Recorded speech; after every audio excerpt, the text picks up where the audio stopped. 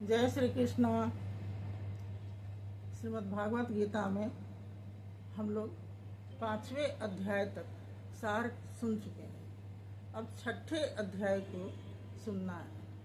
5वें अध्याय तक भगवान जो कुछ बताए हैं, भगवान श्री कृष्ण जो कुछ भी बताए हैं, वह उपाय करने पर ही मनुष्य योगी बन जाता है। तो अंत में कहते हैं जो कुछ बताए हैं, अंतिम श्लोक में 5वें अध्याय के कहते हैं कि मैं उसके यज्ञ तप का भोक्ता मैं हूँ, क्योंकि मैं ही महेश्वर हूँ।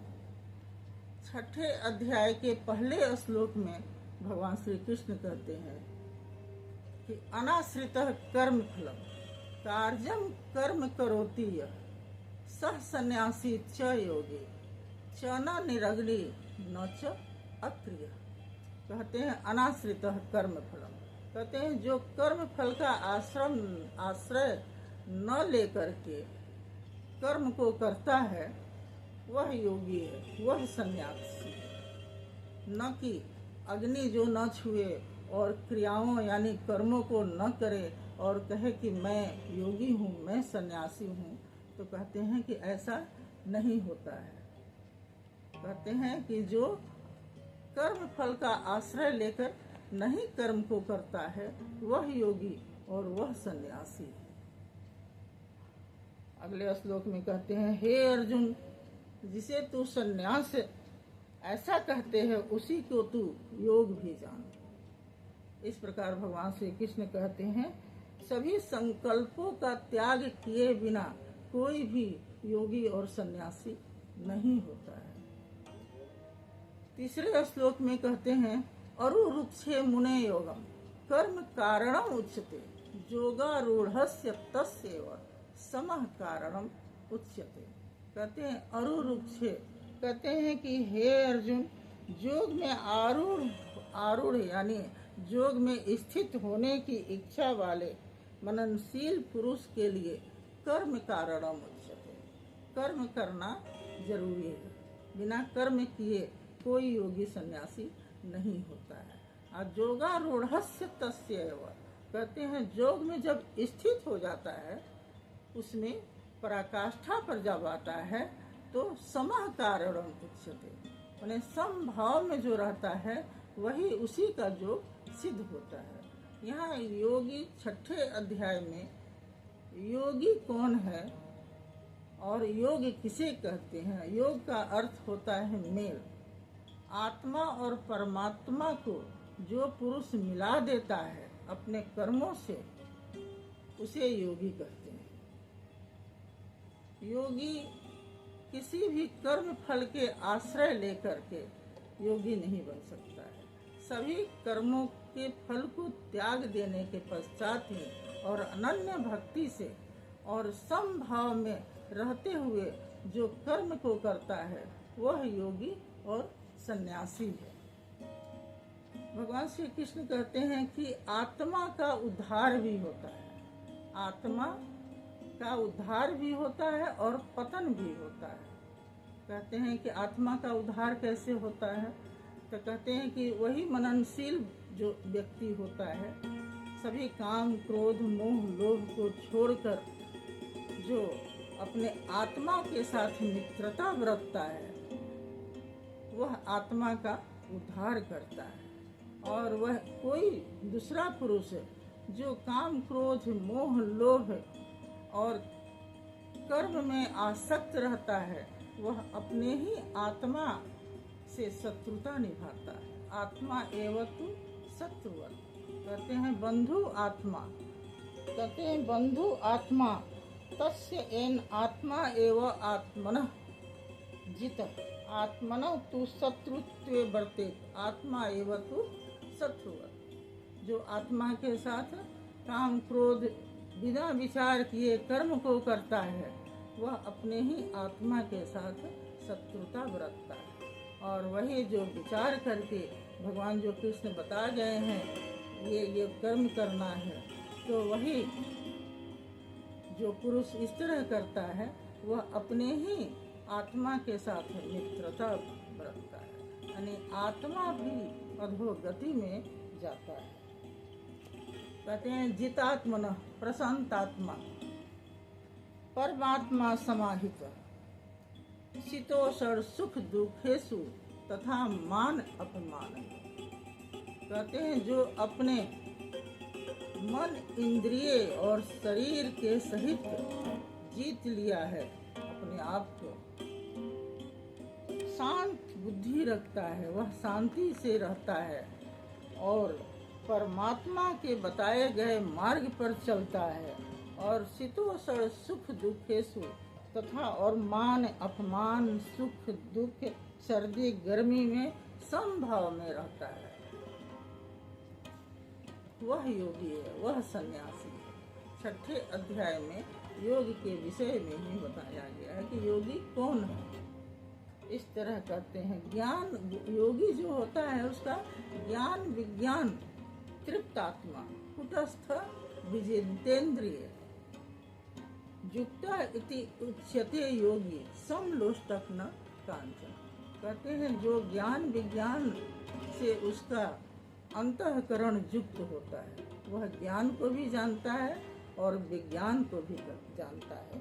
विज्ञान का अर्थ होता है कि एक ही परमात्मा सर्वव्यापी भूत प्राणियों में ब्रह्म से लेके कीट पतंग तक के आत्मा होते हुए कैसे कार्य करता है, कैसे इस सृष्टि की रचना की है, यह बार बार वह विचार करता है योगी और इस विज्ञान को समझ जाता है।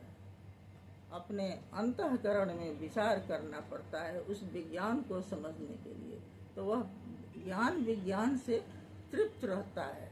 और कहते हैं कि वह जो युक्त योगी होता है, जो परमात्मा से जो जिसका मेल हो गया है, जिस आत्मा का, वह सोना मिट्टी पत्थर को एक समान समझता है। जो युक्त होता है उसे योगी कहते हैं, उसे योगी कहा जाता है। कहते हैं वह मित्र सुहद मित्रा। कहते हैं कि प्राप्ति के पश्चात वह महापुरुष जो होता है समदर्शी और समवर्ती होता है। समदर्शी यानी समान भाव से सब में देखता है, सबका हित करने वाला होता है। मित्र बैरी पक्षपात रहित और दोनों ओर की भलाई चाहने वाला होता है। द्वेष न करने वाला बंधु गणों धर्मात्माओं और पापियों में भी समान भाव से वह देखता है। साधु सु अपि च पापेषु समबुद्धि विशेष्यते। वह साधु हो या पापी हो, सब में अपना बुद्धि समबुद्धि रखता है, क्योंकि वह परमात्मा पर आश्रित हो गया है। वह अपने आप को परमात्मा के ऊपर फेंक कर चल रहा है, वही संभालता है सबको, उसे यह ज्ञान हो गया है। कहते हैं योगी जो होता है ना, वो क्या करता है, कहते हैं योगी युंजित सततम आत्मा रहसी स्थित एकाकीयत चित्त आत्मा निराशी अपरिग्रह। कहते हैं जो योगी होता है अपने आत्मा को एकाकी अपने अंतःकरण में ही हमेशा विचरण करते रहता है और आशा रहित ममता रहित संपूर्ण समाज में रहे, अकेले रहे, पूरे परिवार के साथ रहे, किसी के भी साथ रहे, वह अंतर मन में अकेला ही विचरता है और भगवान के साथ ही रहता है। वह परमात्मा और आत्मा के मेल कराने के लिए वह अपना एक पल भी ऐसे नहीं गुजारता है, भोगों में लिप्त होकर नहीं गुजारता है। ऐसो आराम की जिंदगी जीता है, लेकिन उसमें आसक्त नहीं होता है। सब कुछ करता है लेकिन वह आसक्त नहीं होता है। कहते हैं कि अब 5 श्लोक में भगवान बताते हैं, ध्यान के विषय में बताते हैं। यह योग किसका सिद्ध होता है? जो ध्यान योग में स्थित होता है। ध्यान योग से ही योग सिद्ध होता है, यानी आत्मा और परमात्मा का जो मेल होता है ध्यान योग से होता है। उसमें 5 श्लोक में बताए हैं कि कैसे वह रहता है। इसमें कहते हैं पहले शुद्ध भूमि यानी झाड़ बुहार कर उस पर अपना रेशमी कपड़ा कुश या इत्यादि कुछ भी बिछा करके आसन अपना लगाता है। वह ज़्यादा ऊंचा भी नहीं और ज़्यादा नीचा भी नहीं, अपना आसन वह लगाता है। न अति कहते हैं कि न ऊंचा और न नीचा। भगवान कहते हैं कि 5 इंच ऊंचा अगर रहे तो ठीक रहता है। इस प्रकार कहता है वह कैसा होता है, ब्रह्मचर्य व्रत में वह स्थित हो जाता है, वह स्थिर होकर ध्यान को लगाता है। कहते हैं कि ब्रह्मचर्य व्रत में स्थित होकर भय रहित, ममता रहित, अच्छी प्रकार शांत अंतःकरण वाला मन को संयत रखते हुए, कहते हैं मुझ में लगे हुए चित्त से युक्त होकर, मेरे परायण होकर स्थित हो जाता है। वह योगी जो होता है प्रशांत आत्मा विगत भी भय रहित ब्रह्मचारी व्रते स्थित मनः संयम में मचित युक्त आसित मत परम।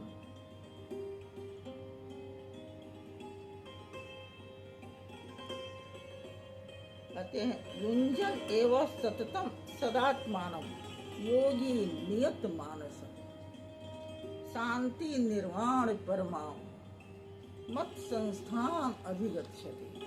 कहते हैं इस प्रकार अपने आप को निरंतर ध्यान चिंतन में लगाता हुआ वह कहीं भी रहता है, समूह में रहे अकेले रहे, वह ध्यान में ही रहता है। संयत मन वाला योगी मेरे में परमानंद की पराकाष्ठा वाली शांति को प्राप्त करता है। इसलिए अपने को निरंतर नियत कर्म में लगाएं। नियत कर्म यानी आराधना की क्रिया को नियत कर्म कहते हैं। यहाँ भगवान श्री कृष्ण, लोग कहते हैं कि सभी कर्म हम सही करते हैं, सभी क्रियाओं को करते हैं, आचरण ही भगवान के लिए है और कुछ पूजा पाठ जो भी भगवान बताए हैं गीता में उसे करने की जरूरत नहीं। लेकिन भगवान श्री कृष्ण कहते हैं यह तो सहायक क्रिया है, यह तो ब्रह्म से लेके कीट पतंग तक अपनी जीविका को चलाने के लिए करते हैं। कैसे चलना चाहिए? नियत कर्म यानी आराधना की प्रक्रिया, यज्ञ की क्रिया किए बिना मनुष्य योगी नहीं बन सकता, और जो बताया गया है उसको किए बिना वो बिल्कुल नहीं बन सकता है। यानी आत्मा और परमात्मा का जब मेल कराना हो तो उसे इन नियमों का पालन करना पड़ता है। काम क्रोध मोह लोभ तो छोड़े बिना योगी तो हो नहीं सकता है। उसके पश्चात आराधना की क्रिया करना जरूरी है। अनन्य भक्ति से परमात्मा को हमेशा अपने आत्मा में ही रमण करते हुए देखता रहता है। कहते हैं वह कैसा होता है, खाने पीने का वह क्या होता है, न ज़्यादा खाता है, योगी जो होता है उसी का सिद्ध होता है, न ज़्यादा खाता है न कम खाता है, न ज़्यादा सोता है न कम सोता है, न ज़्यादा घूमता फिरता है न कम, बराबर युक्ताहारस्य विहारस्य युक्त चेष्टस्सु कर्मसु युक्तः स्वप्रबोधस्य योगी भवति दुःख। कहते हैं कि इस दुख रूपी संसार से उसी का सिद्ध होता है जो युक्त लेता है, जो अभी हमने बताया उस प्रकार करता है, उसी का योग सिद्ध होता है। कहते हैं वही योग युक्त कहा जाता है जो अपने चित्त को अत्यंत बस में किया हुआ है। सब कर्म कर दिए और कहें कि मैंने तो क्रियाओं को कर दिया और मैं भगवान को प्राप्त कर लूँगा, तो नहीं। जिस काल में परमात्मा में ही भली भांति स्थित हो जाता है, ध्यान से परमात्मा को, ध्यान से ही यह योगी बनने का बताए हैं, उत्तम आनंद को प्राप्त करने के लिए बताए हैं। उस काल में संपूर्ण भोगों से स्पृहा रहित पुरुष जोग युक्त हो जाता है। किसी भी भोग को जब ध्यान में लगे तो अपने ध्यान में कोशिश करें जितना हो सके परमात्मा का जो आप विग्रह है उसका ही ध्यान करें। तो कहते हैं जैसे ध्यान कैसे किया जाता है, जैसे दीपक होता है, वायु से रहित स्थान पर दीपक को रख दिया जाए और उसकी लौ सीधे जाती है, ठीक उसी तरह ध्यान भी शांत वातावरण में और अकेला में ही ध्यान करना चाहिए। मन से अकेले होना चाहिए, अंतर मन आपका आपके साथ विचरण करते रहता है। कहते हैं कि जिस अवस्था में योग के अभ्यास से यह सिद्ध होता है। एक दिन का ये कर्म नहीं है कि आज कर लिए और 3 दिन के बाद कर लेंगे तो हो जाएगा, नहीं, अभ्यास करना पड़ेगा। अभ्यास से निरुद्ध हुआ चित्त भी उपराम हो जाता है। उसके बाद अभ्यास करते करते वो जो चित्त है वह भी उपराम हो जाता है, विलय हो जाता है, मिट जाता है। उस अवस्था में अपने आत्मा के द्वारा परमात्मा को देखता हुआ अपने आत्मा में ही वह संतुष्ट रहता है। ऐसा होता है। ब्रह्म अजर अमर अव्यक्त शाश्वत सनातन स्वरूप है। इधर आत्मा भी अजर अमर अव्यक्त शाश्वत और अमृत स्वरूप है, किंतु अचिंत्य है। आत्मा जो है अचिंत्य है।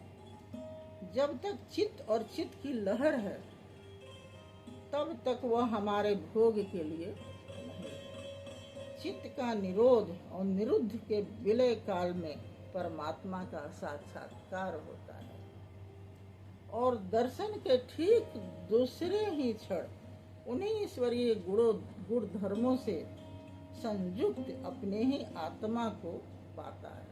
उसे तो बेचैनी रहता है कब मैं अपने आत्मा में ही विचरण करूं और उस परमात्मा का दिग्दर्शन करूं। इसलिए वह अपने ही आत्मा में संतुष्ट होता है। यही उसका स्वरूप है, यही पराकाष्ठा है। कहते हैं सुखम अत्यांतिकम, इंद्रियों से अतीत केवल शुद्ध हुई सूक्ष्म बुद्धि द्वारा ग्रहण करने जो आनंद है, उसकी जिस अवस्था में अनुभव करता है और जिस अवस्था में स्थित हुआ योगी भगवत स्वरूप को तत्व से जानकर चलायमान नहीं होता, सदैव उसी में प्रतिष्ठित रहता है। कहते हैं कि यम लब्ध्वा च अपरम लाभम मन्यते न अधिकम तथा यस्मिन स्थितः न दुखेन गरुड़ा अपि विचाल्यते। भारी से भारी दुख भी ऐसे मन को हिला नहीं सकता यह लाभ प्राप्त करके, क्योंकि इसके आगे कुछ प्राप्त करने के लिए है ही नहीं कि प्राप्त किया जाए। ये अंतिम प्राप्ति है मनुष्य योनि के लिए। तो इससे उसका कोई भी दुख वह निर्भय होकर जीवन जीता है।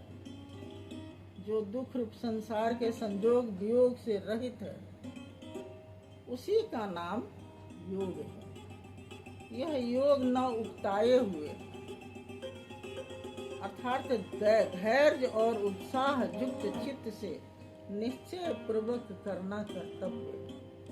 आज हमने कह दिया, आपने सुन लिया और सुने उसके बाद वो बात खत्म, वो योगी नहीं हो सकता है। इसके लिए लगने का विधा है और धैर्य पूर्वक लगा हुआ पुरुष ही योग में सफल होता है। मनुष्य का लक्ष्य ही है योग बनना, योगी बनना। योगी भव अर्जुन, अंत में इसमें कहें योग में ढाल लेना अपने आप को मनुष्य का लक्ष्य है। इसलिए मनुष्य को चाहिए, क्या चाहिए?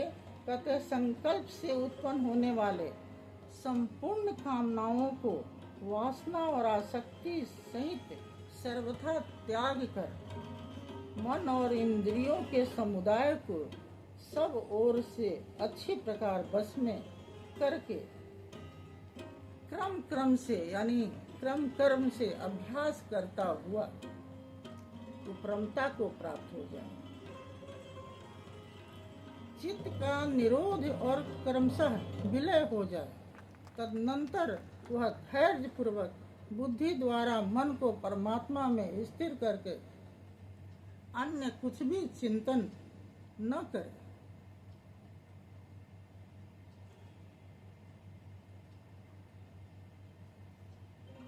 अर्थात निरंतर योग में लगकर पाने का विधान है। योगी भवः अर्जुन, भगवान श्री कृष्ण अंत में कहे निरंतर लगने का विधान है, किंतु आरंभ में मन नहीं लगता है मनुष्य का। इसी पर जोगेश्वर श्री कृष्ण कहते हैं यतः यतः निश्चरति मनः चंचलम स्थिरम ततः ततः नियम्य एव तदात्मन एतत् आत्मनि एवं वशम नयति। यह स्थिर न रहने वाला मन बड़ा ही चंचल होता है। इस मन को जिस समय जिस जिस कारण से सांसारिक कारण में विचरता है उस विषय से रोक कर यानी हटा करके इसे बार बार परमात्मा में ही लगाना।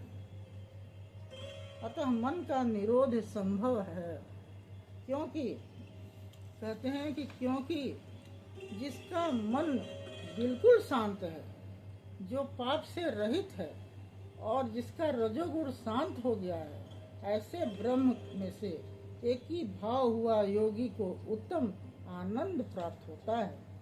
इसलिए जरूरी है, कहते हैं कि पाप रहित योगी इस प्रकार निरंतर आत्मा में को परमात्मा में लगाता हुआ सुख पूर्वक पर ब्रह्म परमात्मा की प्राप्ति के अनंत आनंद की अनुभूति करता है। अतः ब्रह्म के स्पर्श और प्रवेश ब्रह्म के निरंतर भजन और ध्यान से ही संभव है। ध्यान और भजन से संभव है ब्रह्म की प्राप्ति निरंतर। कहते हैं सर्वव्यापी अनंत चेतन में एक ही भाव से स्थित रूप योग से युक्त आत्मा वाला और सब में समभाव से देखने वाला योगी आत्मा को संपूर्ण भूतों में और संपूर्ण भूतों की आत्मा में को परमात्मा में प्रवाहित देखता है। संपूर्ण भूत प्राणियों को वह अपने में पहले देखता है और फिर परमात्मा में देखता है कि वही एक है और सब भूत प्राणी एक ही है। इस प्रकार शरबत अगर एक गिलास घोला जाए उसमें चीनी या नमक तो घुल जाता है सब में, उसी तरह से इस सृष्टि में सभी एक है। कहते हैं जो पुरुष संपूर्ण भूतों में सबके आत्म रूप, भगवान श्री कृष्ण कहते हैं मुझे सर्वव्यापी परमात्मा को ही देखता है, उसके लिए मैं अदृश्य नहीं हूँ और न वह मेरे लिए अदृश्य है। सर्वभूत कहते हैं यह माम पश्यति सर्वत्र सर्व च मयि पश्यति तस्य अहम न प्रणश्यामि सच में न प्रणश्यति। मैं उसके लिए अदृश्य नहीं हूँ। अब अर्जुन जो जोगी अपनी भांति संपूर्ण भूतों में सम देखता है, सुख अथवा दुख को भी सब में समान देखता है, अर्जुन से कहते हैं भगवान श्री कृष्ण, वह योगी परम श्रेष्ठ माना गया है। इस प्रकार भगवान श्री कृष्ण के वचनों को सुनकर अर्जुन प्रश्न करते हैं। 2 श्लोकों में प्रश्न किए अर्जुन। कहते हैं, हिंदी ही सुनाते हैं। हे मधुसूदन, जो यह योग आपने समभाव वाला कहा है, मन के चंचल होने से मैं इसकी नित्य स्थिति नहीं देखता हूँ, क्योंकि हे श्री कृष्ण, यह मन बड़ा चंचल प्रमथन स्वभाव वाला बड़ा दृढ़ और बलवान है। इसलिए इसको बस में करना वायु को रोकने के बराबर है। रोकने की भांति अत्यंत दुष्कर मानता हूँ। तूफानी हवा को रोकने के बराबर। इस पर श्री कृष्ण कहते हैं कि हे महाभाव, निसंदेह मन चंचल है, बहुत ही कठिनाई से बस में होने वाला है, परंतु हे कुंती पुत्र अर्जुन, यह अभ्यास और वैराग्य से बस में हो जाता है। अभ्यासेन तु कौन्तेय वैराग्येण च गृह्यते। कहते हैं कि जिसका मन बस में नहीं है, ऐसे पुरुष द्वारा योग कठिन है। जिसका मन ही चंचल है, उसके लिए ये सब नहीं है, किंतु प्रयत्नशील पुरुष द्वारा मन को बस में किया जा सकता है, और प्रयत्न से ही साधन संभव है। यह मेरा मत है, भगवान श्री कृष्ण कहते हैं। फिर अर्जुन प्रश्न करते हैं कि हे श्री कृष्ण, जो संयमी नहीं है और योग में श्रद्धा भी है, अर्थात योग से जिसका मन विचलित हो गया है, ऐसा पुरुष योगी की सिद्धि को अर्थात भगवत साक्षात्कार को न प्राप्त होकर किस गति को प्राप्त होता है। दूसरा प्रश्न करते हैं, हे महाभाव, भगवत प्राप्ति के मार्ग से विचलित हुआ वह मोहित पुरुष छिन्न भिन्न बादलों की भांति नष्ट भ्रष्ट तो नहीं हो जाता है। फिर कहते हैं, हे श्री कृष्ण, मेरे इस संशय को पूर्ण रूपेण से मिटाने के लिए आप योग्य हैं, क्योंकि आपके अलावा दूसरा इस संशय को नहीं मिटा सकता है। भगवान श्री कृष्ण कहते हैं, हे पार्थ न एव इह न अमुत्र विनाश तस्य विद्यते, न ही कल्याण कृत कश्चित दुर्गति तात गच्छति। हे अर्जुन, उसके कहते हैं कि उस पुरुष का न तो इस लोक में और न परलोक में ही कोई दुर्गति नहीं होती है, उसका विनाश नहीं होता है, क्योंकि हे प्यारे, उस परम कल्याणी आत्मोद्धार के लिए नियत कर्म करने वाला दुर्गति को प्राप्त नहीं होता। बीज भर डाल दो, पीछे हम लोग सुन लिए हैं, भगवान संभाल लेते हैं, उसकी दुर्गति नहीं होती है। कहते हैं, जोग भ्रष्ट पुरुष पुण्यवानों के लोकों को भले ही नहीं प्राप्त करता है परम गति को, लेकिन पुण्यवानों के लोकों को, स्वर्ग आदि उत्तम लोकों को प्राप्त होकर बहुत वर्षों तक निवास करके फिर शुद्ध आचरण वाले श्रीमान के घरों में वह जन्म लेता है। कहते हैं कि अथवा या वैराग्यवान पुरुष उन लोकों में न जाकर ज्ञानवान योगियों के ही कुल में जन्म लेता है, परंतु इस प्रकार का जो यह जन्म है सो संसार में निसंदेह अत्यंत दुर्लभ है। शिष्य के रूप में योगियों के घर में भी प्रवेश पा लेता है, जैसे तुलसी, रैदास, कबीर, इन लोगों को जन्म नहीं हुआ था, वे लोग योगियों के घर में प्रवेश मिला था, यह जन्म से अति उत्तम। कहते हैं कि और फिर वह पुरुष वहाँ उन पहले शरीर के में संग्रह जो पहले किए हुए बुद्धि के संजोग को अर्थात पूर्व जन्म के साधन संस्कारों को अनायास ही प्राप्त कर लेता है। और हे कुरुनंदन, उसके प्रभाव से वह फिर परमात्मा की प्राप्ति रूप सिद्धि के लिए पहले से भी बढ़कर प्रयत्न करता है। कहते हैं कि वह श्रीमानों के घर विषयों के बस में रहने पर भी वह पूर्व जन्म के अभ्यास से भगवत पथ की ओर आकर्षित हो जाता है, और समबुद्धि रूप योग का जिज्ञासु भी वेद में कहे हुए सकाम कर्मों के फल का उल्लंघन कर जाता है।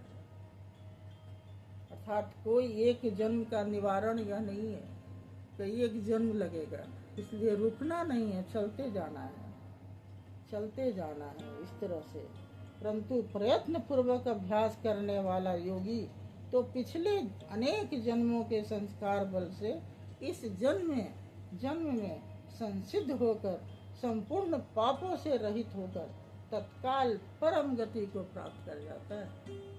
2 श्लोक बड़ा ही अंत में अच्छा लगा था, सुनाती हूँ।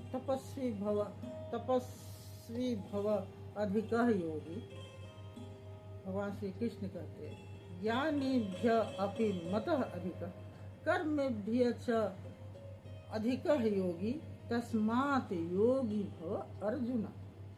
कहते हैं कि हे अर्जुन, योगी तपस्वियों से श्रेष्ठ है, शास्त्र ज्ञानियों से भी श्रेष्ठ माना गया है, और सकाम कर्म करने वालों से भी योगी श्रेष्ठ है।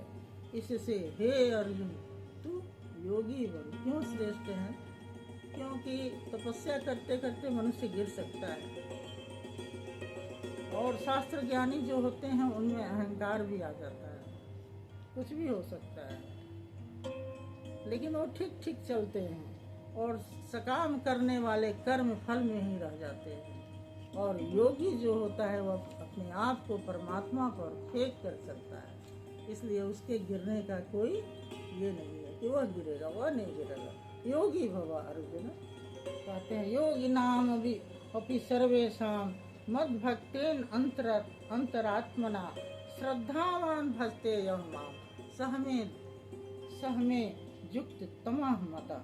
कहते हैं संपूर्ण निष्काम कर्म योगियों में भी जो श्रद्धा विभोर होकर अंतरात्मा से मुझे निरंतर भजता है, वह योगी मुझे परम श्रेष्ठ माना। यह अंतिम श्लोक है, 47 श्लोक है, और इस अध्याय का नाम है आत्म संयम योग या अभ्यास योग। श्रद्धावान होते हैं, शिथिल भी होते हैं। आज किए बड़ी श्रद्धा से कल का कल पे टाल दिए। योगी बनने के लिए तत्परता के साथ लगना पड़ता है, तभी योगी अपने आप को ईश्वर पर फेंक दे, निर्भय होकर जो करेगा वो करेगा, और योग पथ पर चल दे। यही ईश्वर से प्रार्थना है। हरि ओम।